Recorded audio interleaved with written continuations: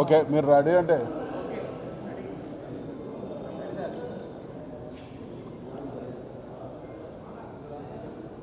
ఆదివాసీల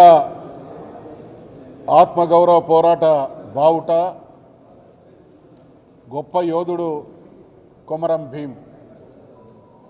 జల్ జమీన్ జంగల్ భూమిపుత్రుల హక్కు అనేటువంటి నినాదం అస్త్రంగా ఆనాటి రాచరిక వ్యవస్థ కొనసాగిస్తున్నటువంటి దాష్టీకాలను ప్రతిఘటించి ఆదివాసీల హక్కుల కోసం పోరాడినటువంటి తెలంగాణ పులిబిడ్డ కొమరం భీం.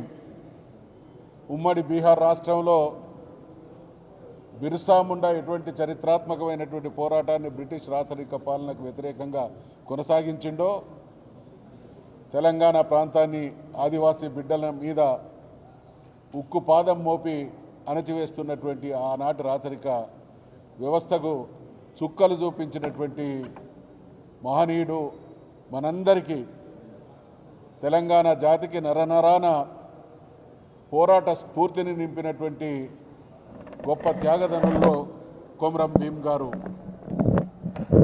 ఒకరు.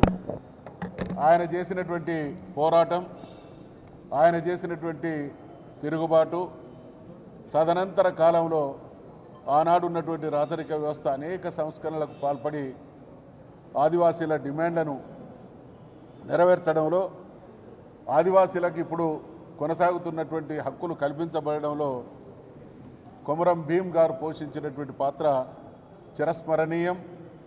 ఈనాటికి ఈ జాతి ఆయన పోరాటాన్ని స్ఫూర్తిగా తీసుకుంటుంది, కొనసాగిస్తూనే ఉంటుంది.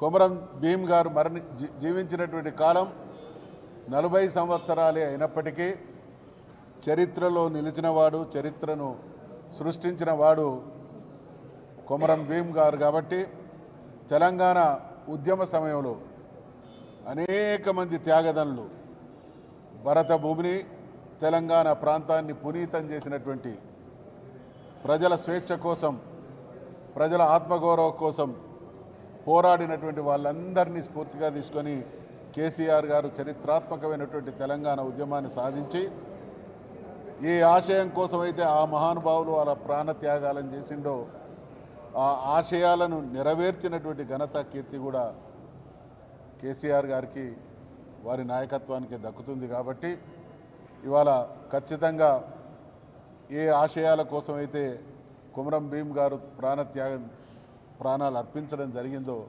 ఖచ్చితంగా రాబోయే రోజులలో మళ్ళీ కేసీఆర్ గారి నేతృత్వంలో తెలంగాణలో వారు ఆశించిన దానికి అదనంగా అన్ని వర్గాల ప్రజా హితానికి, క్షేమానికి, అభివృద్ధికి బాటలు వేసే విధంగా మా నాయకుడి పిలుపు మేరకు మేమందరం కూడా పునరంకితం అవుతాం అనేటువంటి విషయాన్ని తెలియజేస్తూ ఆ మహానుభావుని మరొక్కసారి స్మరించుకుంటూ వారి ఆత్మ ఏ లోకంలో ఉన్నా ప్రశాంతంగా ఉండాలని, ఈ గడ్డను దీవిస్తూనే ఉండాలని అభిలషిస్తూ సెలవు. జోహార్ కొమరం భీం, జోహార్ జోహార్, జోహార్ కొమరం భీం, జోహార్ జోహార్.